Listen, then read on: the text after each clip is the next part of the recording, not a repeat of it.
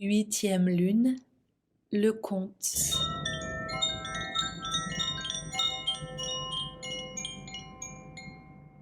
Le mouvement de la roue de médecine. Des gouttes de sueur coulaient sur le visage de la guérisseuse à force de pétrir les tensions dans les muscles des cuisses de la femme en travail allongée devant elle. La grotte retentissait des gémissements implorants et des lamentations déchirantes du groupe de femmes assemblées à l'extérieur qui y enterraient leurs morts. C'était le temps de la lune de privation, la dernière période avant que la terre-mère secoue son manteau de neige et de glace et accueille les nouvelles pousses vertes. Les enfants et les anciens avaient été les premiers à mourir à la fin de cette période lunaire. Pendant ce temps d'épreuve où aucune de ces herbes guérisseuses ne pouvait éviter la famine, ni aucun de ses talents donner la force de se battre pour vivre, la guérisseuse avait continué à faire son devoir. Depuis qu'elle avait pris corps humain, elle avait appris de bien des façons ce que signifie d'être au service des autres. Et pourtant, quel chagrin c'était lorsqu'un de ses enfants perdait la volonté de vivre. Distraitement, elle ajouta une poignée de brindilles dans le feu à côté d'elle et remercia pour cette petite poignée de chaleur ramassée loin de la grotte à grand effort par ceux qui avaient fait le chemin le ventre vide. Le regard caverneux de Lune Orange, la mère en couche, la suppliait de la soulager et de la réconforter. Elle répondit avec douceur, caressant le sourcil de Lune Orange et lui adressant un sourire d'encouragement. Elle ne pouvait pas lui donner davantage d'herbe pour faciliter le travail, parce que l'estomac de Lune Orange était vide et que l'Euromède l'aurait envoyé au royaume du sommeil éternel. Il fallait absolument que Lune Orange aide au travail en se battant pour la vie de son enfant à naître. La femme médecine réalisa que c'était là un de ces moments où le choix entre la vie et la mort était entre les mains de Sueño, le grand mystère, ainsi que dans la volonté de vivre de Lune Orange. La guérisseuse sourit à Lune Orange. Elle prit délicatement la main de la mère en couche pour nourrir sa force. Une nouvelle vague de contraction commençait à secouer le corps de la jeune femme. La guérisseuse réalisa que la connexion de Lune Orange à sa propre Orenda était l'unique espoir pour la mère et l'enfant. Si Lune Orange pouvait se connecter à son essence spirituelle, le grand mystère pourrait la nourrir de la force dont elle avait besoin. Sans ce précieux lien, son corps affamé succomberait et la connexion de son esprit allait se faire lorsque Lune Orange arriverait au campement de l'autre côté, dans le monde de l'esprit. La guérisseuse adopta le masque stoïque de celle qui soutient, ne laissant jamais Lune Orange deviner son inquiétude ni son sentiment d'impuissance.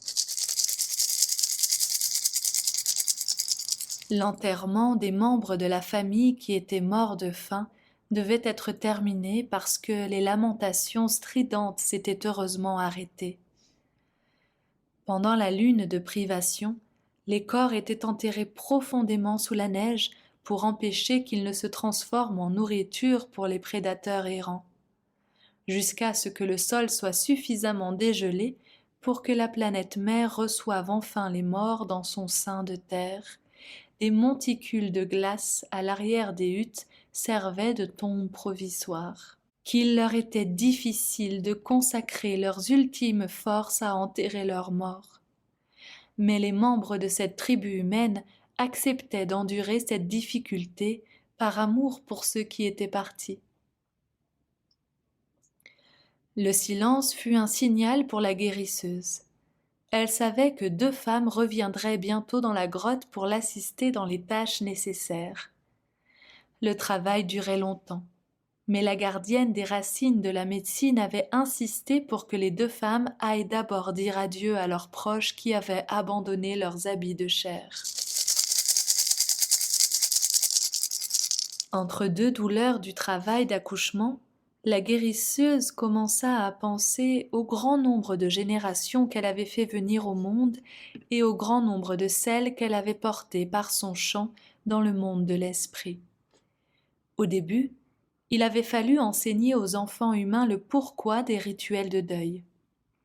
Elle se rappelait combien le port du voile et les pleurs avaient soulagé les familles endeuillées dans les premiers hivers de sa marche sur terre.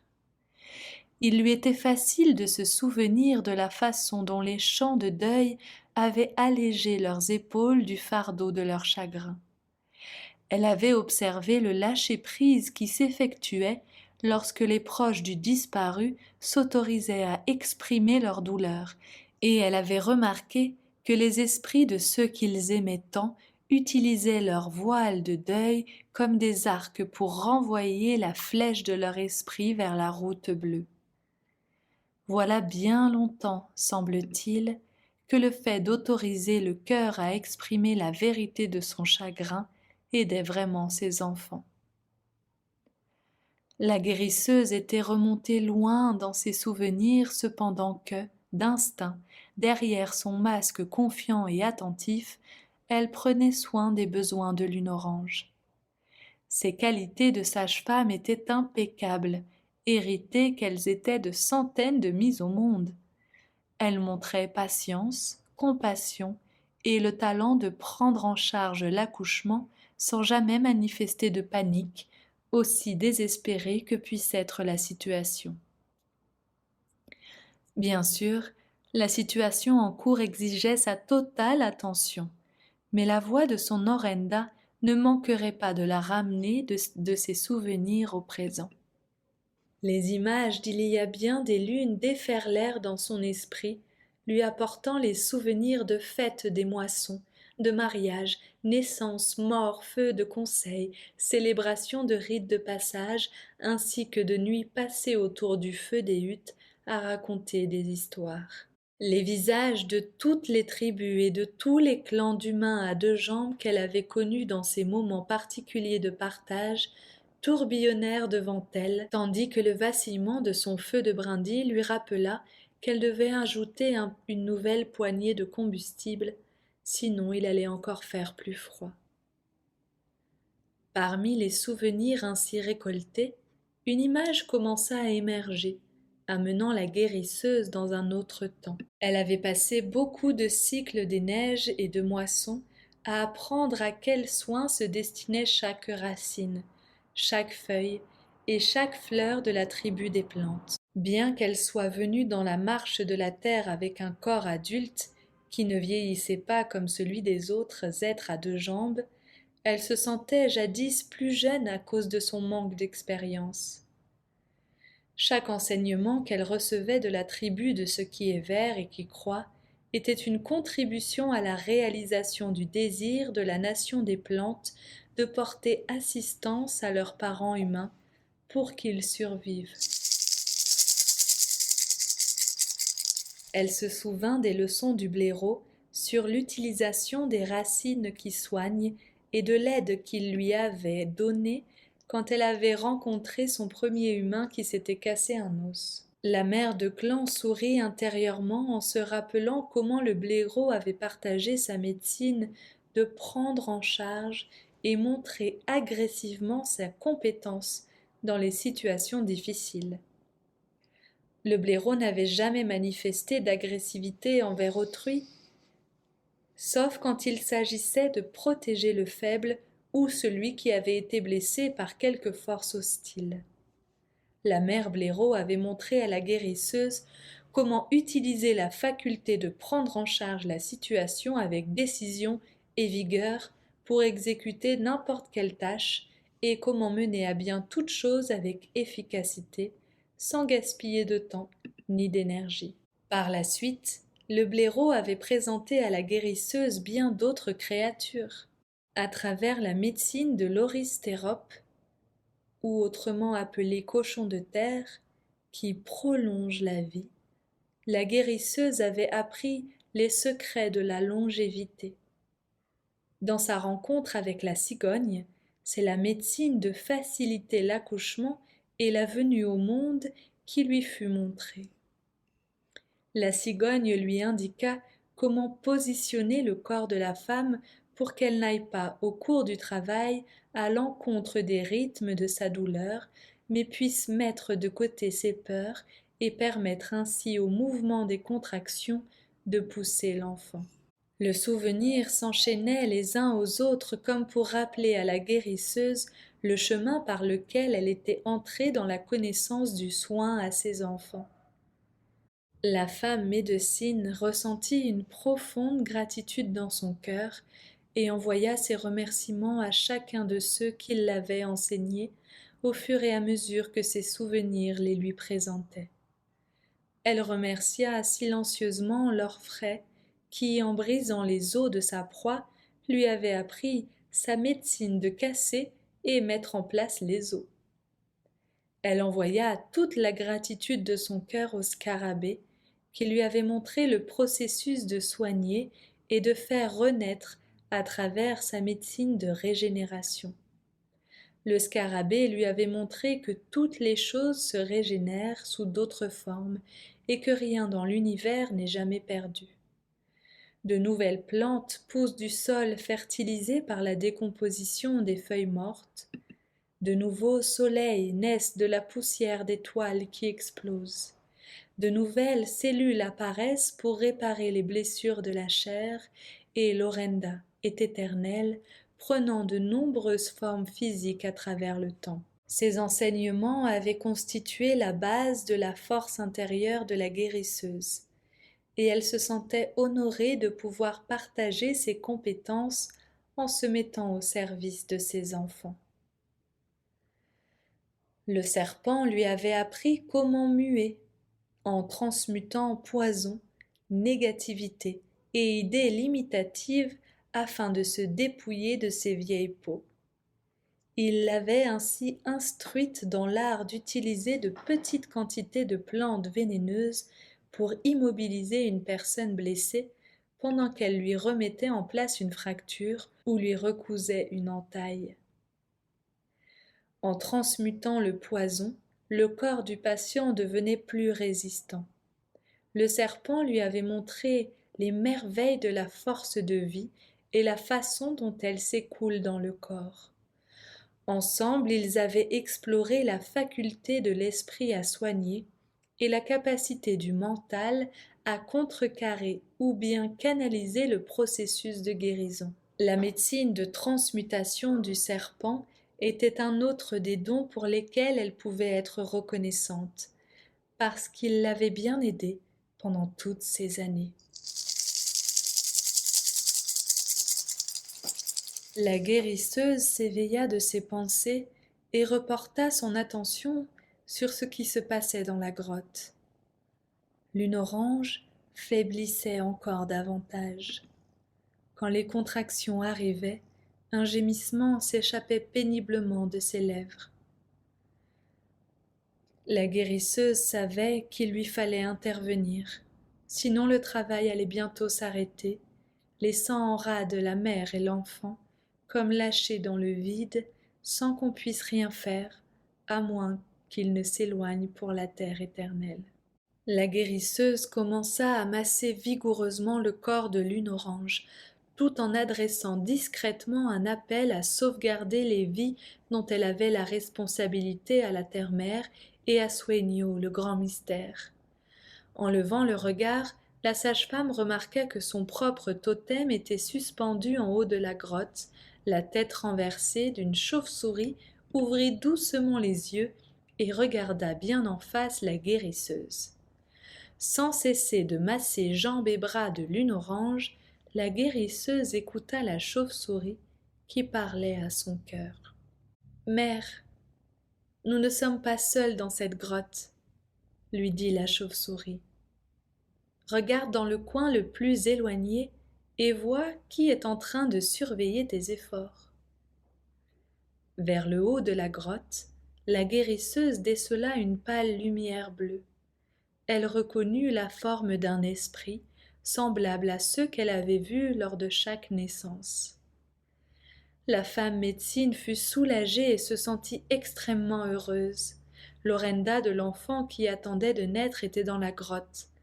C'était le signe que la guérisseuse avait espéré. Lorenda de l'enfant était prête à entrer dans son nouveau corps par le petit point tendre au moment où la tête du bébé serait couronnée par le canal de naissance, en sortant du ventre de sa mère. La gardienne des arts thérapeutiques avait vu plus d'1 millier de fois le miracle de l'esprit qui prend forme, mais elle était toujours pleine d'exaltation quand elle recommençait l'expérience. Elle jeta un coup d'œil à Lune Orange et vit que le massage réussissait à aider la mère en couche à garder une petite connexion avec son corps, mais elle vacillait entre conscience et inconscience, et il fallait qu'elle soit plus en lien avec ce qui était en train de se passer. La sage-femme se déplaça pour trouver une position où elle pourrait soutenir les épaules de Lune Orange, à demi inconsciente, et elle lui souleva la tête pour la bercer dans ses bras. Elle commença à fredonner une douce mélodie qui réconforta Lune Orange. De temps en temps, la sage-femme pressait les mains puis les bras de sa protégée pour stimuler la force de vie. Au bout d'1 ou 2 fois, Lune Orange ouvrit les yeux et souffla. « Est-ce que je suis morte ?» La guérisseuse répliqua. « Non, petite mère, tu n'es pas morte. Il y a là quelqu'un qui veut te voir, alors il faut que tu sois vraiment attentive. » Les douleurs du travail avaient cessé, et il était impératif que Lune Orange soit suffisamment revigorée pour que son corps reprenne le processus de délivrance. La guérisseuse entreprit de parler à Lune Orange d'une voix plus ferme pour solliciter son attention. « Vois-tu, petite mère, l'esprit de ton bébé qui va naître est ici, dans la grotte, et tu dois ouvrir ton cœur pour l'écouter. » Une lueur de fierté complice illumina le visage de Lune Orange qui rassembla tout ce qu'elle pouvait de force pour murmurer. « Aide-moi, s'il te plaît. Montre-moi comment voir l'esprit de mon enfant mère. » La guérisseuse sentit une onde de soulagement parcourir ses membres et elle dirigea le regard de Lune Orange vers le recoin de la cavité en haut de la grotte. Elle commençait à croire qu'il y avait peut-être quelques ressources cachées, profondément enfouies chez celle qui devait être mère, qui pourrait les tirer de ce délicat moment entre vie et mort. La femme médecine commença à décrire ce qu'elle voyait et comment la forme bleu pâle de l'esprit bougeait jusqu'à ce que Lune Orange puisse elle aussi bien la voir. La guérisseuse parla à Lune Orange au cœur du silence dans lequel se fit entendre la voix de l'enfant à naître. Elle discerna la voix de Lorenda de l'enfant aussi clairement que Lune Orange l'entendit lorsque la voix s'adressa à son cœur de mère. « Tu vas être ma mère, Lune Orange, mais c'est aussi pour t'enseigner que je viens. C'est avec ce temps d'avant ma naissance que nous devons commencer notre voyage ensemble. Tu as oublié comment te connecter à ton Orenda et comment obtenir du grand mystère la force dont tu as besoin. Je suis venue te rappeler le temps d'avant ta propre naissance, quand tu connaissais très bien cette connexion. Si tu murmures ton propre nom et te représentes ce qu'il veut dire, tu vas redécouvrir ta médecine personnelle. Tous ces dons reposent dans ton Orenda et attendent que tu les découvres. » Lune Orange, Lune Orange, Lune Orange, se murmurait à elle-même la femme en couche.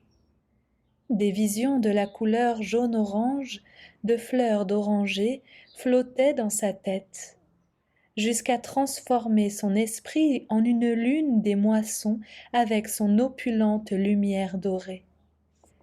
La scène changea, et la lune des moissons prit l'aspect d'une ravissante jeune femme baignée d'une lumière aux couleurs de melon tendre et rose saumonné. Cette femme de rêve était couronnée de feuilles d'automne et d'épis de blé mûr, entrelacés d'herbes jaunes et de raisins sauvages. Des baies pourpres et des capucines se déversaient de sa couronne, mêlées de ces grappes de baies orangées que l'on trouve sur les arbres cendrés des montagnes. Dans ses bras, elle tenait un panier tressé en roseaux et aiguilles de pin. Du panier venait une autre lumière dont les rayons bleu pâle dansaient sur le visage souriant de la femme lunaire. La vision se transforma à nouveau quand la femme recueillit la boule de lumière bleue à l'intérieur du panier pour la porter à son cœur. Des éclairs de lumière jaillirent de la boule d'énergie pour se connecter à la terre-mère et au ciel père, fusant au-dessus et en dessous de la femme du rêve. Des rayons resplendissants de toutes les couleurs entouraient sa vision. Lune Orange pouvait sentir l'amour du grand mystère qui la touchait depuis son rêve. À cet instant précis, Lune Orange sentit la vie qui explosait à l'intérieur de son propre cœur. Elle suffoqua presque en ressentant les flots de l'énergie bouillante qui courait à présent dans ses membres épuisés. Elle pouvait percevoir que des pulsations de chaleur ramenaient des confins de la terre éternelle son corps presque sans vie. Son regard stupéfait allait du visage de la guérisseuse à l'orenda de l'enfant à naître. Des larmes de joie coulaient sur ses joues et son visage reprit un peu de couleur. La guérisseuse sourit et berça doucement Lune Orange, faisant en sorte que le rythme encourage le corps de la jeune femme à reprendre les contractions pour que le bébé puisse enfin naître. D'un même mouvement, les deux femmes qui avaient pleuré leur mort au dehors écartèrent les peaux qui pendaient à l'entrée et entrèrent dans la grotte. Elles avaient nettoyé les traces de pleurs sur leur visage et parfumé leur corps avec de la fumée de cèdre, ainsi que la guérisseuse le leur avait enseigné, laissant leurs pensées de deuil à l'extérieur de la grotte. Lac, Claire et celle qui a du courage s'installèrent à côté de la guérisseuse pendant que celle-ci administrait au ventre distendu de Lune Orange des mouvements circulaires qui suivaient le mouvement du soleil dans son parcours à travers le ciel. La guérisseuse fit alors signe à Lac Claire de soutenir les épaules de Lune Orange et se plaça face à la future mère pour pouvoir appuyer par devant son bassin. Après l'avoir ainsi massé pendant quelques instants, la guérisseuse attrapa son grelot et l'agita au-dessus du ventre de Lune Orange, suivant le même mouvement circulaire du soleil.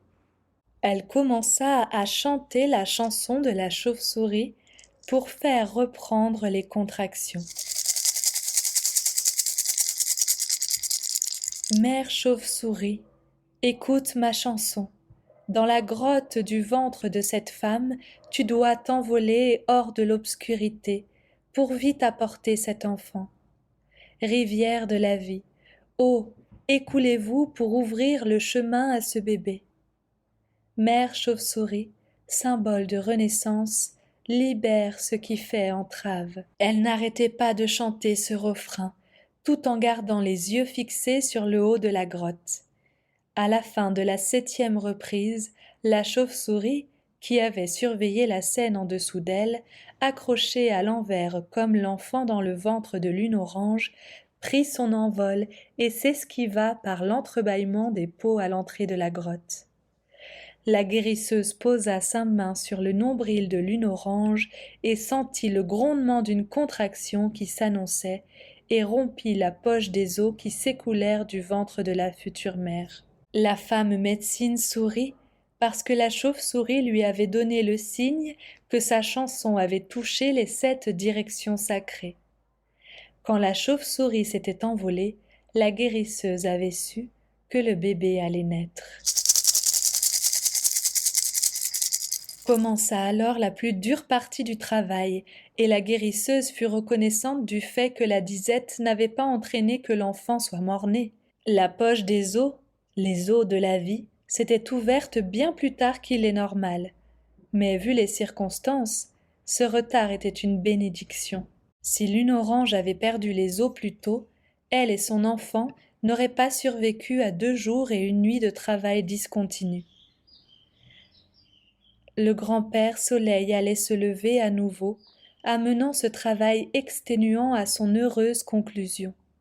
Lac clair et celle qui a du courage étaient en train de s'activer avec autant d'implication que la guérisseuse lorsque la tête du bébé se présenta. Lune Orange était maintenue en position accroupie, permettant ainsi au magnétisme de la terre-mère d'amener l'enfant sur son chemin terrestre.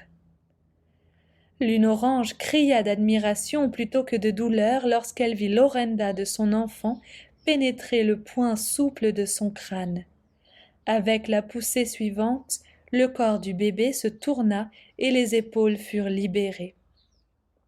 Les fesses suivirent doucement et sans effort. La guérisseuse attrapa l'enfant et souffla. La guérisseuse attrapa l'enfant et souffla. « C'est une fille, Lune Orange !» La jeune mère fut soulagée et heureuse quand la petite fille se manifesta en écho, faisant savoir au monde qu'elle était venue avec une jolie voix. La guérisseuse coupa le cordon, lava l'enfant dans l'eau faite de neige fondue que Lac Clair avait préparée près du feu, puis enveloppa l'enfant dans une fourrure douce et la plaça auprès de Lune Orange. Celle qui a du courage commença à pétrir le ventre de Lune Orange pour finir de la délivrer, pendant que Lac Clair prenait des linges de l'accouchement pour les enterrer dans la neige. La guérisseuse se mit à songer au compagnon de Lune Orange, Cerf Gris, qui était mort piétiné par un bœuf musqué 4 lunes avant la naissance. Lune Orange avait été recueillie dans la hutte de sa sœur, mais à présent, sa sœur et toute sa famille étaient mortes de faim. La femme médecine prit une décision. Lune Orange viendrait vivre dans son foyer. Les chasseurs lui donnaient toujours beaucoup de viande en échange de ses services, et il n'y avait aucune raison de ne pas élargir son cercle familial en accueillant la jeune mère et sa petite fille qui venait de naître.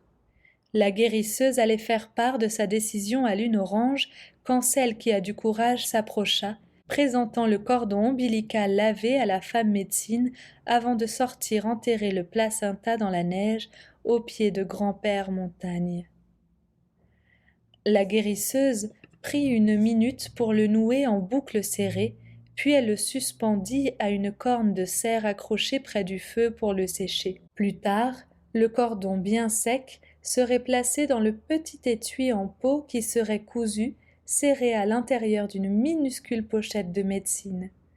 Ce petit sac du cordon ombilical appartiendrait au bébé qui venait de naître et serait pour un rappel constant de sa connexion physique à la terre-mère et de sa connexion spirituelle avec le ciel-père. Aucun des enfants de la terre n'avait à redouter de se sentir seul ou orphelin s'ils portaient contre leur cœur leur cordon ombilical. Ils comprenaient que le cordon physique était remplacé par un cordon spirituel qui les gardait en connexion avec leur véritable père et mère aussi longtemps qu'ils cheminaient sur la terre. Lune Orange appela la guérisseuse qui aussitôt vint à ses côtés. « Mère guérisseuse, le nom de ma petite fille sera Couverture terrestre, parce que son orenda m'a montré sa médecine quand elle est née. Son souhait est que vous deveniez son enseignante quand elle grandira. Couverture terrestre m'a fait me souvenir que les cycles et les saisons changent sans cesse, et que c'est des neiges de la lune de privation que va naître le manteau de verdure de la terre-mère. Cet enfant est la promesse du printemps. Cet enfant m'a enseigné la foi. Elle m'a dit que la foi est le rouge-gorge qui chante les fleurs alors que la terre est encore recouverte de neige. Couverture terrestre m'a expliqué que sa naissance, qui est son premier rite de passage, a été un rite de passage pour moi aussi, parce que je me suis alors reconnectée à mon Orenda et au grand mystère. Je te remercie de nous avoir fait traverser ensemble le processus de la naissance, Mère guérisseuse. La guérisseuse fut touchée par les paroles de Lune Orange et lui fit part de sa décision de les emmener vivre chez elle toutes les deux. Elle savait quelles étaient les leçons que Couverture Terrestre avait enseignées à sa mère, mais les entendre exprimer comme une expérience qui avait été comprise donna à la gardienne de l'art de guérir encore plus de joie. Celle qui a du courage entra dans la grotte, auréolée de délicieux arômes de viande grésillante. Un élan était tombé de la falaise au pied de Grand-Père Montagne, et celle qui a du courage l'avait découvert lorsqu'elle était allée enterrer le placenta. Elle avait donc fait cuire de nombreuses lamelles de viande et les avait amenées à la grotte pour que les femmes puissent se remplir le ventre. Ces femmes savaient qu'il était très important de manger de petites quantités et de bien mâcher pour que le repas ne soit pas rejeté par leur estomac. Après le repas, ce fut le tour de Couverture Terrestre de vouloir être nourrie. Elle avertit d'un cri qu'elle ne voulait pas être oubliée. La guérisseuse sourit en voyant Couverture Terrestre téter sa mère. La mère de clan repartit dans ses pensées, en imaginant comment serait la vie pour la petite Couverture Terrestre. Comme le peuple de ce qui est vert et qui croit, cet enfant apprendrait les cycles de la vie, de la mort et de la régénération, en devenant sœur du peuple des plantes et des arbres. Elle apprendrait comment utiliser toutes les parties de chaque plante. La guérisseuse lui enseignerait comment faire accoucher les mères de leurs bébés, réparer les os brisés, recoudre les plaies et soigner les esprits blessés. Couverture Terrestre devrait apprendre les voies de l'esprit, même si son Orenda les connaissait avant sa naissance. L'oubli constituait toujours une grande part du processus de la vie humaine, mais restaurer le souvenir était l'un des plus importants rites de passage au cours d'un chemin humain sur la terre, quel qu'il soit. Ce serait une joie que d'accompagner Couverture Terrestre dans ses premiers pas dans l'humanité, et de l'initier au petit rappel de la vie qui contribuerait à faire que son Orenda soit pleinement présente dans son corps. L'éternelle flamme d'amour était la lumière qui guidait l'Orenda de toute forme de vie.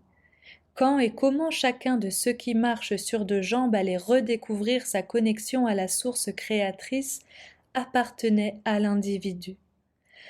La naissance apportait indéfectiblement croissance, changement, mort et renaissance, suivant la grande roue de médecine qui tournait.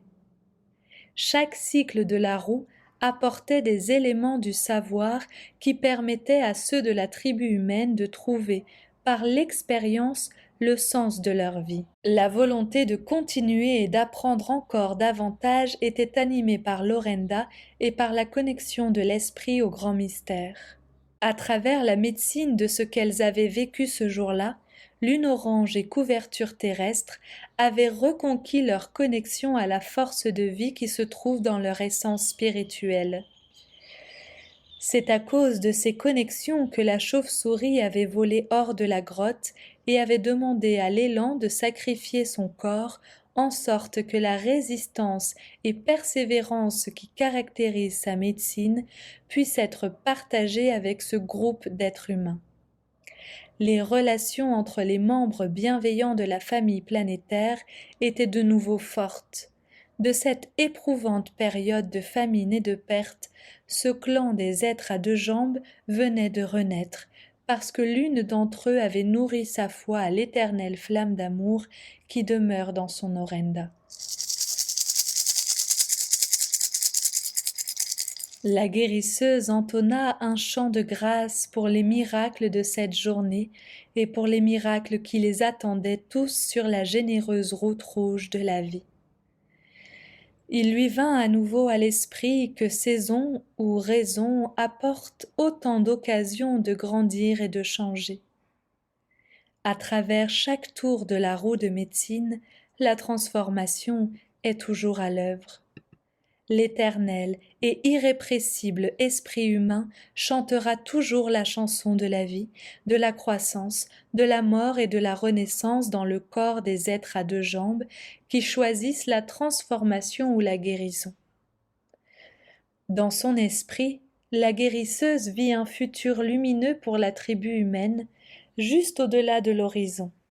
La mère de l'art de guérir fut reconnaissante du temps qui lui était accordé pour comprendre et connaître ses enfants de la terre.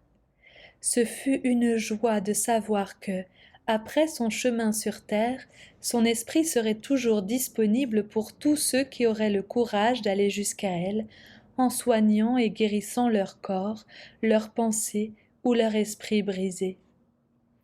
La roue de médecine continuerait à tourner, la vie à croître et à se transformer, la mort à apporter la renaissance.